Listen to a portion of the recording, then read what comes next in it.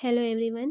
In today's video we will start a new chapter of class 8 history book and chapter name is India after independence means स्वतंत्रता के बाद जो chapter है हमारे history का वह हम स्टडी करेंगे आज की इस वीडियो में।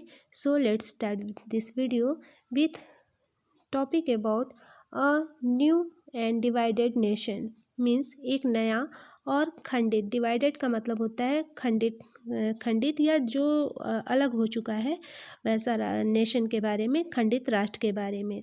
So in this topic we will study about more things such as when India became independent in August 1947, India faced huge challenges. Some of the major challenges are as follow means जब 1947 में अगस्त में जब हमारे India को freedom मिली थी उसके बाद हमारे सामने बहुत सारी चुनौतियां थी और कुछ जो चैलेंजेस ह्यूज चैलेंजेस थे वो मेजर चैलेंजेस इस प्रकार थे। After partition 8 million refugees had come from Pakistan. Rehabilitation of these refugees was a big challenges. Means after जो पार्टीशन हुआ था उसके बाद 8 million refugees जो थे वो पाकिस्तान से भारत आए थे और उनके रहने की जो व्यवस्था करने का जो चैलेंज था वो बहुत बड़ा एक चैलेंज था हमारे लिए। मीन्स बंटवारे की वजह से 80 लाख के करीब शरणार्थी पाकिस्तान से भारत आ गए थे और इन लोगों के लिए रहने का इंतज़ाम करना, उन्हें रोज़गार देना ज़रूरी था और इसके बाद रियासतों की भी समस्याएं थी।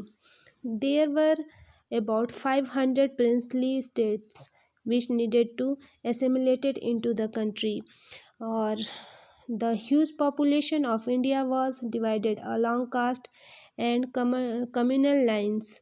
The country had always been a diverse one with numerous cultures. उस समय जो ह्यूज पॉपुलेशन जो इंडिया की थी तकरीबन 500 रियासतें राजाओं या नवाबों के शासन में चल रही थी और इन सभी को नए राष्ट्र में शामिल होने के लिए तैयार करना एक बहुत ही मुश्किल काम था, टेढ़ा काम था। रिफ्यूजीज़ को और रियासतों की समस्या पर फ़ौरन ध्यान देना भी लाजमी था।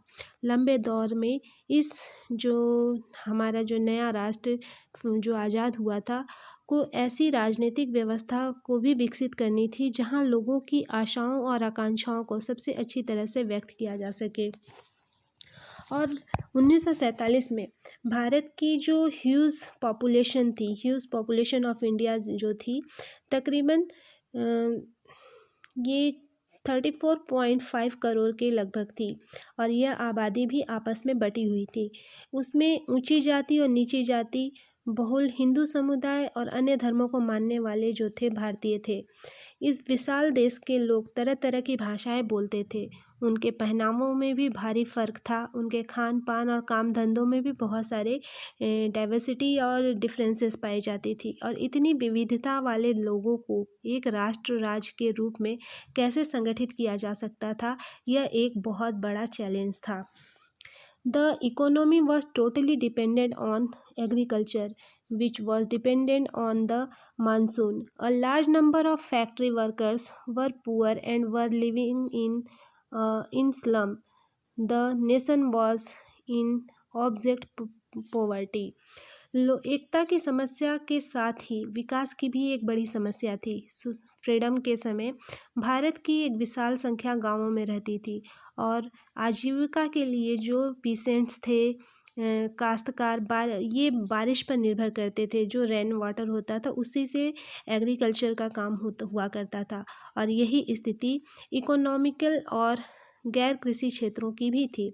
अगर फसल खराब हो जाती थी तो नाई, बढ़ई, बुनकर और अन्य जो भी कारीगर थे उनकी आमदनी पर भी संकट पैदा हो जाता था। शहरों में फैक्ट्री मजदूर भीड़ भरी झुग्गी बस्तियों में रहते थे जहां एजुकेशन और हेल्थ जो फैसिलिटीज़ हैं इनकी कोई खास अच्छी व्यवस्था नहीं होती थी। इस विशाल आबादी को गरीबी के चंगुल से निकालने के लिए केवल खेती की उपज को बढ़ाना ही जरूरी नहीं था, बल्कि नए जो उद्योग हैं उनका भी निर्माण करना जरूरी था, जहां लोगों को रोजगार मिल सके। एकता और विकास की प्रक्रियाओं को साथ साथ चलाना था। अगर भारत के विभिन्न तबकों के बीच मौजूद मतभेदों को दूर न किया जाता तो वे हिंसक और बहुत खतरनाक टकराव का रूप ले सकते थे। लिहाजा ऐसे टकराव देश के लिए महंगे भी पड़ते थे।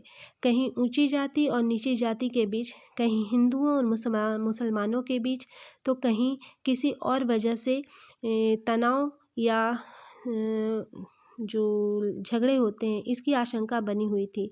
दूसरी तरफ अगर आर्थिक विकास के लाभ आबादी के बड़े हिस्से को नहीं मिलते तो और ज़्यादा भेदभाव पैदा हो सकता था। ऐसी स्थिति में अमीर और गरीब, शहर और देहात, संपन्न और पिछड़े इलाकों का फ़र्क पैदा हो सकता था।